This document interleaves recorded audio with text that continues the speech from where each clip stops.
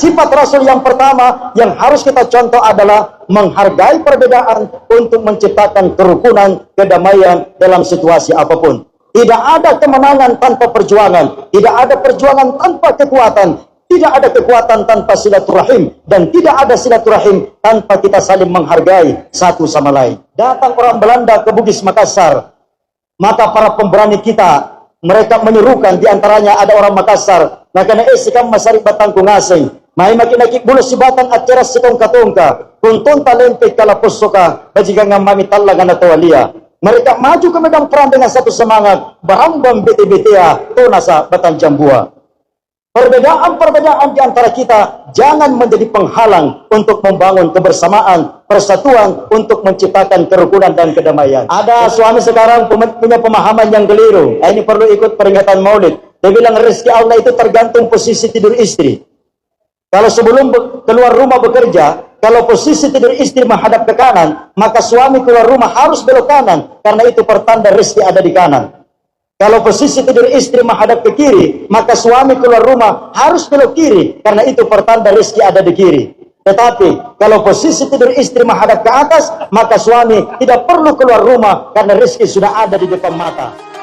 Assalamualaikum warahmatullahi wabarakatuh.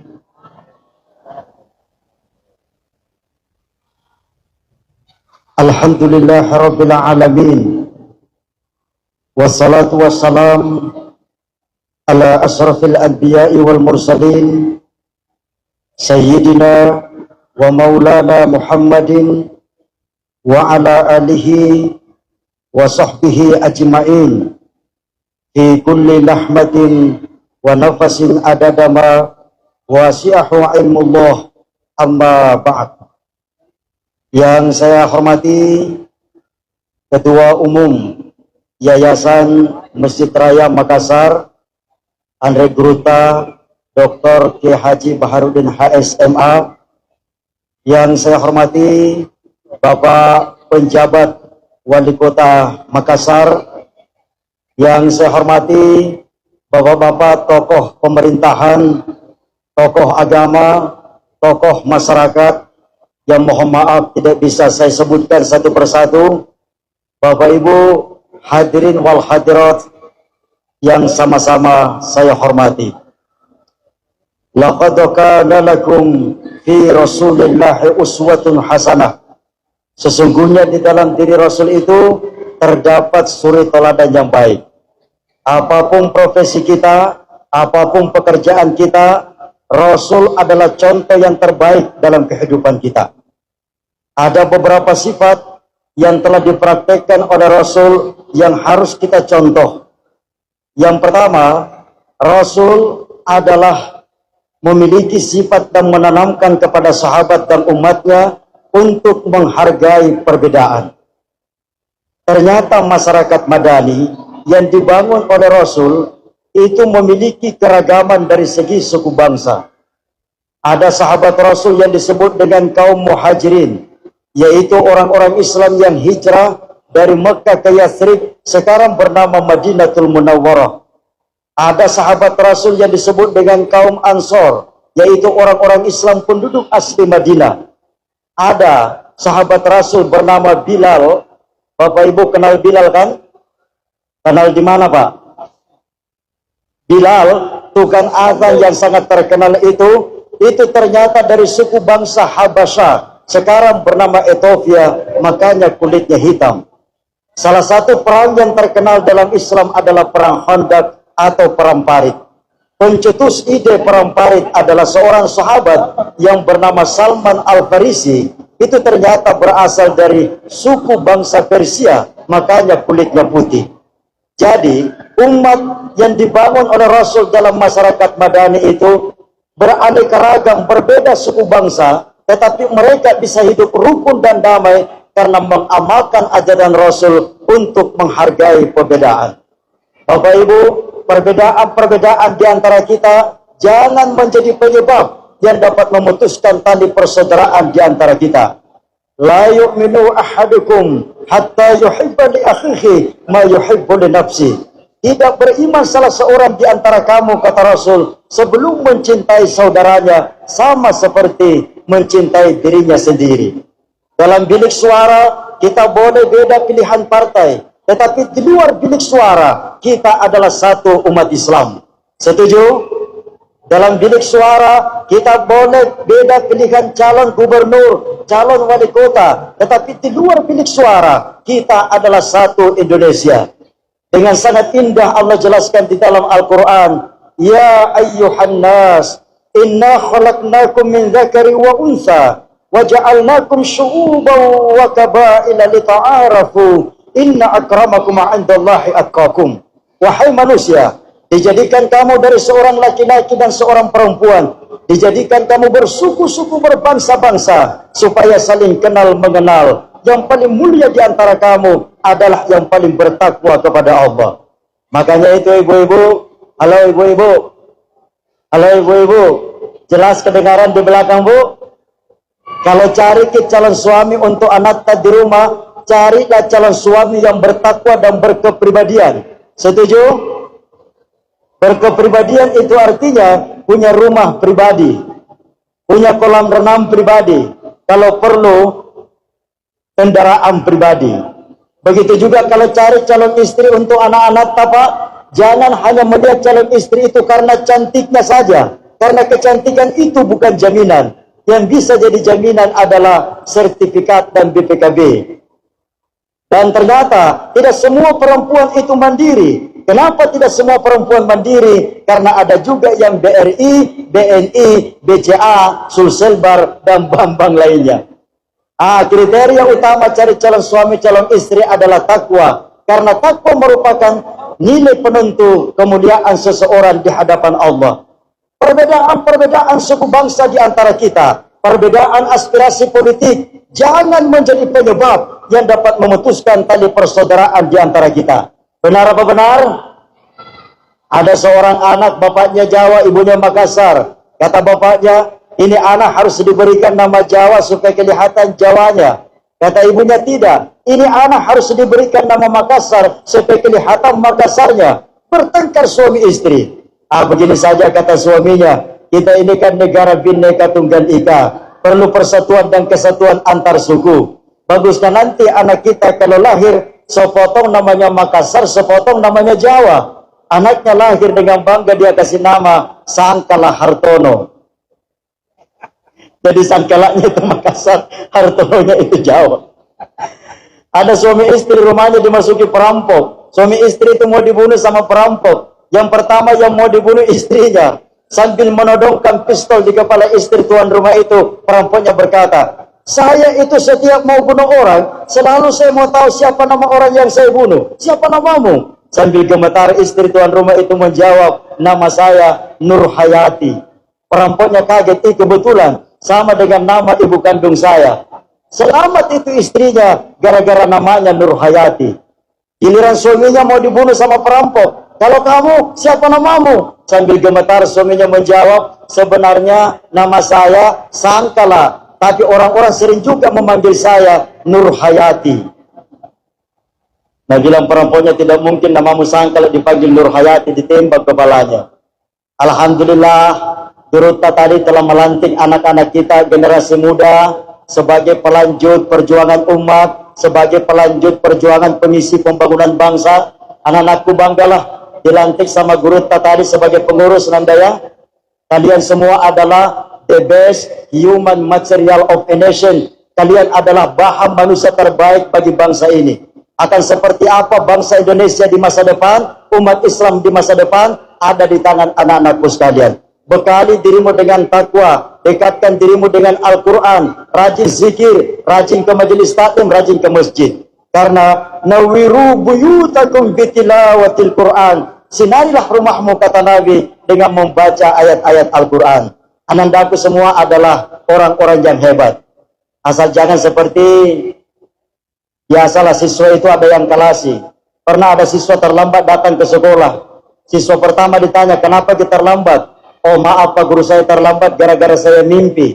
Mimpi apa sampai bisa terlambat? Dia bilang, mimpi ke pulang kampung naik sepeda. Kampung saya jauh sekali, terlambat bangun, makanya terlambat saya datang ke sekolah. Oh, jadi gara-gara mimpi nak kita terlambat. Iya Pak Guru. Yang kedua ditanya, kenapa kita terlambat? Dia bilang mimpi kan juga Pak Guru. Mimpi apa kita? Dia bilang mimpi karena bonceng temanku tadi. Makanya dia terlambat, saya juga terlambat Pak Guru. Tapi anak-anak kita adalah anak-anak yang cerdas. Kalau gurunya persuasif, komunikatif, insya Allah anak-anak kita kreatif. Tadi siang saya ceramah di Sintrak, saya bilang, kullu mauludin yuladu alal fitrah. Setiap anak terlahir dalam keadaan fitrah, suci dan bersih. Orang tua adalah yang membentuk karakter mereka. Karena itu ibu bapak, jangan lalai suka bertengkar di hadapan anak-anak. Itu memengaruhi pertumbuhan karakter anak-anak kita. Kalau terpaksa harus bertengkar, masuk ke dalam kamar, tutup pintu, lalu bertengkar pakai isyarat. Jangan pakai suara. Tak pernah ada kejadian Pak. Ada seorang siswa terlambat datang ke sekolah, ditanya, kenapa kita terlambat nak? Dia bilang, maaf Pak Guru, saya terlambat gara-gara ayah dan ibu saya di rumah bertengkar. Apa hubungannya ayah dan ibumu bertengkar di rumah dan kamu terlambat datang ke sekolah? Ya ada hubungannya Pak Guru. Waktu ayah dan ibu saya bertengkar, ayah saya memegang sepatu saya sebelah kanan. Ibu saya memegang sepatu saya sebelah kiri. Mereka baku lempar, sepatuku nyasar. Lama saya cari baru saya temukan. Jangan suka bertengkar di hadapan anak-anak kita. Persuasif, komunikatif, kasih sayang sebagaimana yang dicontohkan oleh Rasul. Makanya ada video pendek saya yang lagi viral. Mungkin anak-anakku sudah pernah nonton. Ada dua siswa, yang pertama perempuan namanya Wati, yang kedua laki-laki namanya Budi. Dengan penuh persuasif dan komunikatif, Bu Guru bertanya kepada Wati, nah Wati, kalau besar cita-cita mau jadi apa? Karena gurunya persuasif, kasih sayang, Wati menjawab dengan sangat kreatif. Saya Bu Guru, meski saya perempuan, cita-citaku kalau besar mau jadi pengusaha, banyak uang, bangun masjid, membantu orang lain. Oh mulia sekali cita-citamu Nawati. Yang kedua laki-laki namanya Budi, ditanya, kalau kita nak Budi, apa cita-cita? Nah bilang, Budi saya Bu Guru, karena saya laki-laki, cita-citaku kalau besar mau jadi suaminya Wati. Cara diganggang nih. Kenapa? Karena gurunya persuasif dan komunikatif. Nah, sifat Rasul yang pertama yang harus kita contoh adalah menghargai perbedaan untuk menciptakan kerukunan, kedamaian dalam situasi apapun. Tidak ada kemenangan tanpa perjuangan, tidak ada perjuangan tanpa kekuatan, tidak ada kekuatan tanpa silaturahim, dan tidak ada silaturahim tanpa kita saling menghargai satu sama lain. Maka disampaikan tadi oleh penjabat wali kota, mari kita jaga kerukunan, kedamaian, persatuan, karena persatuan akan melahirkan kekuatan. Ketika bangsa Belanda datang ke Sumatera ingin menjajah, apa kata orang Sumatera? Saudara-saudaraku, mari kita berjuang bersatu menghadapi penjajah Belanda. Menyuruak sama bungkuak, melontek sama patah, kata orang Minangkabau. Datang orang Belanda ke Jawa ingin menjajah. Kata orang Jawa, saudara-saudaraku, mari kita berjuang bersatu menghadapi penjajah Belanda. Holokis kontul baris, kata orang Surabaya. Datang orang Belanda ke Bugis Makassar. Maka para pemberani kita, mereka menyerukan, diantaranya ada orang Makassar. Nah karena sikam masarik batang kungasing, may makinakik bulu si batang at ceras si tongka-tongka, kuntun talempik kalapos soka, bajikan nga mamitalla nga natawalia. Mereka maju ke medan perang dengan satu semangat, bahambang bete-betea, tuna sa batang jambua. Perbedaan-perbedaan di antara kita jangan menjadi penghalang untuk membangun kebersamaan, persatuan, untuk menciptakan kerukunan dan kedamaian. Setuju? Setuju? Yang kedua, sifat Rasul yang kedua yang harus kita contoh, Rasul itu mencontohkan berolahraga secara rutin, Pak Wali. Berolahraga secara teratur. Selesai sholat subuh Rasul memberikan pengajian, selesai memberikan pengajian, beliau berolahraga secara rutin. Sampai salah satunya diriwayatkan beliau pernah mengalah dari istrinya Aisyah. Aisyah begitu berasa gembira bisa mengalahkan Rasul, padahal Rasul sengaja mengalah untuk membahagiakan istrinya. Tetapi poinnya adalah salah satu sifat Rasul yang harus kita ikuti adalah berolahraga secara rutin dan teratur. Penjelasan ilmiahnya begini, Ibu Bapak.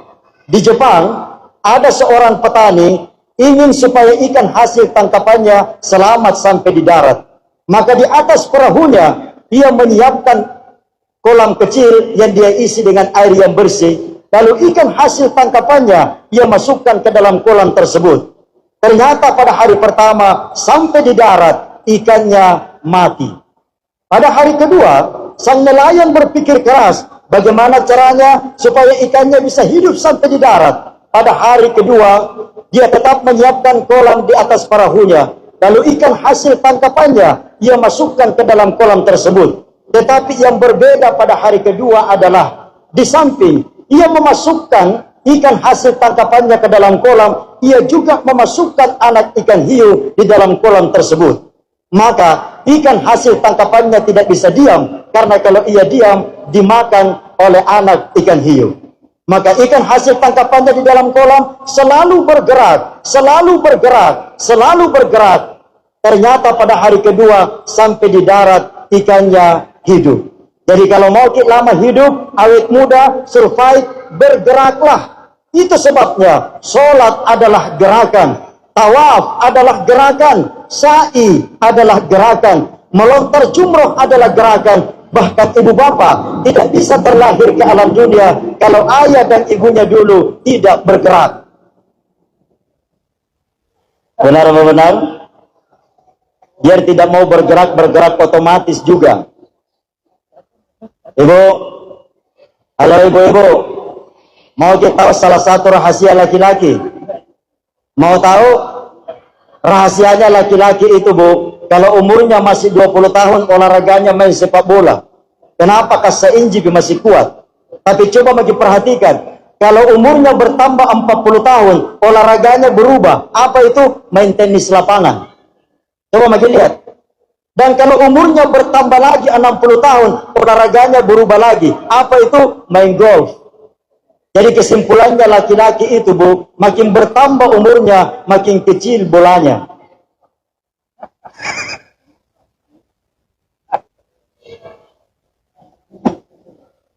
Ya berat sekali itu bebannya, kasihan bapak-bapak sekarang. Kenapa bapak-bapak sekarang itu berat bebannya? Karena ternyata ibu-ibu tidak pergi di mall dan di toko belanja, tapi tak 5 paketnya datang dalam satu hari. Sebentar-sebentar ada misalnya orang berteriak di depan pintu, paket, paket. Tak bangka-bangka suaminya. Yang buka pintu adalah suaminya. Tukang gojek bertanya, bapak suaminya? Dia bilang, bukan. Tiba-tiba di sini.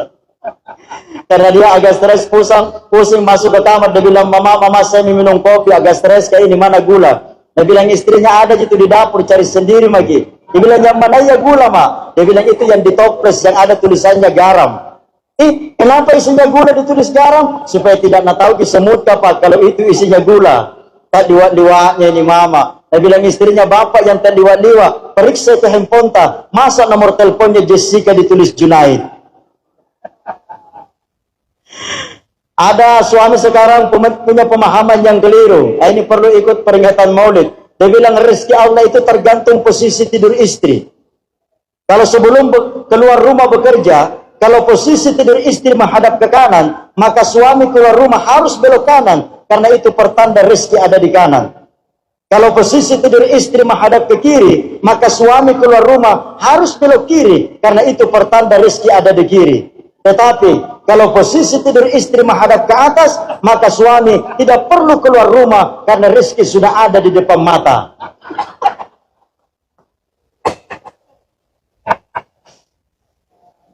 Oke, contoh sifat Rasul yang kedua, berolahraga secara rutin dan teratur. Yang ketiga, sifat Rasul yang harus kita contoh adalah mensyukuri apapun yang kita miliki. Merasa cukup, qanaah, bersyukur dengan apapun yang kita miliki. Tadi, bapak-bapak, apakah ada orang yang banyak uangnya tapi tidak bahagia? Ada tidak, Pak? Ada. Sedikit atau banyak, pengaji? Banyak. Banyak orang yang banyak uangnya tapi tidak bahagia. Yang tidak bahagia karena tidak banyak uangnya lebih banyak lagi. Mohon perhatikan baik-baik ujas di depan. Ini sifat Rasul yang saya mau jelaskan. Ada orang yang banyak uangnya tapi tidak bahagia. Meskipun memang ada orang yang banyak uangnya dan tetap bahagia. Tetapi ada tontawa orang tidak banyak uangnya dan bisa bahagia. Meskipun memang ada orang yang tidak banyak uangnya dan tidak bahagia. Jadi yang membuat orang bahagia itu bukan uang. Buktinya, orang yang memiliki banyak uang, di antara mereka ada yang bahagia, ada yang tidak bahagia. Orang yang tidak memiliki banyak uang, di antara mereka ada yang bahagia, ada yang tidak bahagia. Kalau begitu, bukan uang yang membuat orang bahagia. Apa yang membuat orang bahagia? Yaitu mindset, pola pikir, cara pandang terhadap uang yang kita miliki. Meskipun uangnya banyak, tetapi berpikirnya kurang, maka dia adalah orang-orang yang miskin. Meskipun uangnya tidak terlalu banyak, tetapi mengikuti sifat Rasul yaitu qanaah, merasa cukup dan bersyukur, maka dia adalah orang-orang yang kaya. Makanya orang bijak berkata, happiness is not determined by money, but happiness determined by philosophy. Bahagia tidak ditentukan oleh uang, tetapi bahagia ditentukan oleh filosofi, cara pandang terhadap uang yang kita miliki. Saya ingin mengakhiri ceramah saya pada malam hari ini terkait dengan sifat syukur ini dengan dua cerita. Boleh Ibu Bapak? Boleh? Cerita yang pertama adalah mitologi Yunani. Pada masa Yunani kuno, ada seorang raja yang tidak pandai bersyukur. Dia rakus dengan kekuasaan dan kekayaan. Namanya Raja Midas. Raja Midas ini adalah seorang penguasa, tetapi dia ingin menjadi orang yang kaya raya. Datanglah kepada orang yang sakti. Dia bilang, wahai orang yang sakti, berikanlah kesaktian kepada saya, berupa apapun yang saya sentuh bisa berubah menjadi emas.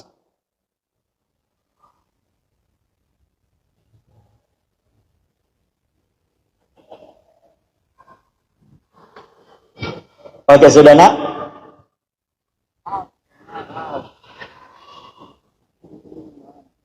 Oke, sampai di mana tadi? Ya, Pak Walid. Raja Midas datang kepada orang yang sakti. Dia minta, wahai orang sakti, berikanlah kesaktian kepada saya, berupa apapun yang saya sentuh bisa berubah menjadi emas. Orang sakti itu bertanya, hai Raja Midas, apakah engkau sudah memikirkan matang-matang? Apa akibatnya kalau kamu memiliki kesaktian, berupa apapun yang kamu sentuh bisa berubah menjadi emas? Raja Midas menjawab, apapun resikonya akan saya tanggung, karena saya ingin menjadi orang paling kaya sepanjang sejarah. Maka diberikanlah kesaktian kepada Raja Midas, berupa apapun yang dia sentuh bisa berubah menjadi emas. Sepulangnya dari menerima kesaktian tersebut, ia mulai mempraktekkan ilmu barunya. Dedaunan yang dia lewati, dia sentuh, dan dedaunan berubah menjadi emas. Air di sungai dia lewati, air di sungai dia sentuh, dan air itu berubah menjadi emas. Sampai di istananya, singgasananya ia sentuh, dan singgasananya pun berubah menjadi emas. Akulah orang paling kaya di dunia. Sampai di situ tidak ada masalah. Malah petaka datang ketika Raja Midas merasakan lapar dan dahaga. Tenggorokannya haus, ia meminta dayang-dayang istana untuk mengantarkan minuman. Tetapi belum sempat ia minum, baru ia sentuh, gelas dan minuman berubah menjadi emas. Ia merasakan lapar, ia meminta pelayan istana mengantarkan makanan. Tetapi belum sempat ia makan, baru ia sentuh, piring, makanan, lauk berubah menjadi emas.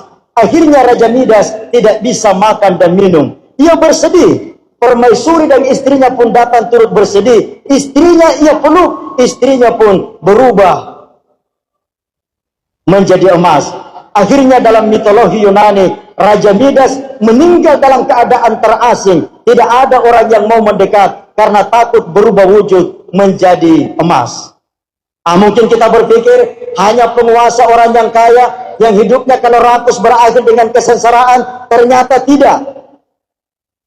Ada seorang pengemis punya hayalan, kapan saya punya uang 1 juta rupiah? Kalau saya punya uang 1 juta rupiah, alangkah bahagianya saya. Begitu hayalan sang pengemis. Begitu ia buka matanya, di depannya lewatlah seekor anak anjing yang basah kuyup, yang tampaknya sedang kebingungan mencari arah. Maka pengemis setelah menengok ke kanan dan ke kiri, tidak ada pemiliknya. Ia tolonglah anak anjing itu, dia bawa pulang ke gubuknya di pinggiran kota. Esok hari seperti biasa, ia kembali ke pusat kota untuk mengemis. Dan apa yang terjadi? Di pusat kota dia dapati pengumuman terpampang, Isinya pengumuman itu kurang lebih begini. Barang siapa yang menemukan anak anjing saya dengan ciri-ciri sebagai berikut, bla bla bla, maka saya pemiliknya akan memberikan imbalan uang sebesar 1 juta rupiah. Wih, ternyata memiliki uang 1 juta rupiah bukan hayalan. Sebentar lagi akan jadi kenyataan. Kembalikan tidak, kembalikan tidak, kembalikan tidak. Jangan misalnya kembalikan deh. Siapa tahu hari kedua penawarannya semakin meningkat. Maka hari pertama anak anjing tidak ia kembalikan. Tiba saatnya hari kedua benar, muncul lagi pengumuman. Siapa yang mengembalikan anak anjing saya, imbalannya saya naikkan 5 juta rupiah. Wih, baru berselang 1 hari sudah naik 500%, dari 1 juta menjadi 5 juta. Kalau begitu anak anjing tidak perlu saya kembalikan. Hari ketiga pasti imbalannya semakin naik. Maka hari kedua anak anjing tidak ia kembalikan. Tiba saatnya hari ketiga benar, muncul lagi pengumuman. Siapa yang mengembalikan anak anjing saya, imbalannya saya naikkan 10 juta rupiah. Nah, bilang pengemis ini mau. Dengan uang 10 juta saya tidak perlu lagi jadi pengemis. Ia segera pulang ke gubuknya. Sampai di gubuknya ternyata anak anjing itu sudah mati kelaparan, terikat selama 3 hari 3 malam. Jangankan 5 dan 10 juta, 1 juta pun tidak dapat. Ini namanya alai balala. Apapun profesi dan pekerjaan kita, kalau kita rakus, tamak, angoa, maka pasti akan berakhir dengan kesengsaraan. Maka gantilah sifat rakus dengan contoh dari Rasul, yaitu qanaah, merasa cukup, bersyukur dengan apapun yang kita miliki. Karena orang yang paling kaya bukanlah orang yang memiliki banyak hal, tetapi orang yang bisa mensyukuri apapun yang dia miliki. Semoga ada manfaatnya. Terima kasih atas perhatian ta. Mohon maaf, hanya ini yang bisa. Ya Pak? Oh masih mau? Ini sajalah yang bisa saya sampaikan. Insya Allah kali lain kalau Allah mengizinkan bisa berjumpa kembali. Saya belum istirahat dari Kabupaten Sidrap. Tadi siang memberikan ceramah maulid di sana. Mudah-mudahan hikmah peringatan maulid malam ini kita dapat mendapatkan sebesar-besarnya pelajaran ibroh, dan kita implementasikan, kita aktualisasikan, kita amalkan dalam kehidupan kita. Mari kita mencontoh sifat-sifat Rasul supaya kita menjadi umat beliau yang betul-betul sebagai umat yang mencontoh sifat-sifat Rasulnya. Mohon maaf, terima kasih, saya akhiri. Wassalamualaikum warahmatullahi wabarakatuh. Bapak Ibu, mari kita menundukkan kepala sejenak, menghadirkan Allah di dalam qalbu kita seraya memanjatkan doa. Bismillahirrahmanirrahim. Alhamdulillahilladzi an'amana bi ni'matil Islam. Ahmaduhu subhanahu yad'u ila daris salam. Asyhadu an la ilaha illallah wahdahu la syarikalah dzul jalali wal ikram. Wa asyhadu anna Muhammadan abduhu wa rasuluhul mab'uts rahmatan lil alamin. Allahumma salli wa sallim ala sayyidina wa maulana Muhammadin wa ala alihi wa sahbihi ajma'in fi kulli lahmatin wa nafasin adada ma wasi'ahu ilmullah. Ya Allah, pada malam hari ini kami segenap jamaah Masjid Raya Makassar memperingati kelahiran Nabi Muhammad sallallahu alaihi wasallam. Berikanlah kami hikmah, ibrah, pelajaran yang sebesar-besarnya dari peringatan ini. Jadikanlah kami sebagai hamba-hambamu yang bisa mencontoh dan mengikuti sifat-sifat Rasulmu. Tanamkanlah ke dalam diri-diri kami keimanan, ketakwaan. Berikan kekuatan lahir dan batin kepada kami untuk berzikir, selalu ingat kepadamu. Selamatkan kami di dunia dan di akhirat. Ya Allah, ya muqallibal qulub, wahai Allah yang membolak-balikkan hati manusia, jadikanlah hati-hati kami sebagai hati yang selalu ingat kepadamu. Berikan kekuatan kepada kami untuk melafazkan kalimat-kalimat zikir dalam berbagai aktivitas kehidupan kami, sehingga kami selalu dekat kepadamu, ya Allah. Ya Allah, Tuhan Maha Pengampun, ampuni sehitam dan sekelam apapun masa lalu yang pernah kami lewati. Ampuni seketor apapun diri-diri kami. Ampuni segala dosa dan kesalahan kami. Ampuni segala dosa dan kesalahan kami. Ampuni segala dosa dan kesalahan kami. Subhanaka rabbi izzati amma yasifun. Wassalamun alal mursalin. Walhamdulillahi rabbil alamin. Al-Fatihah.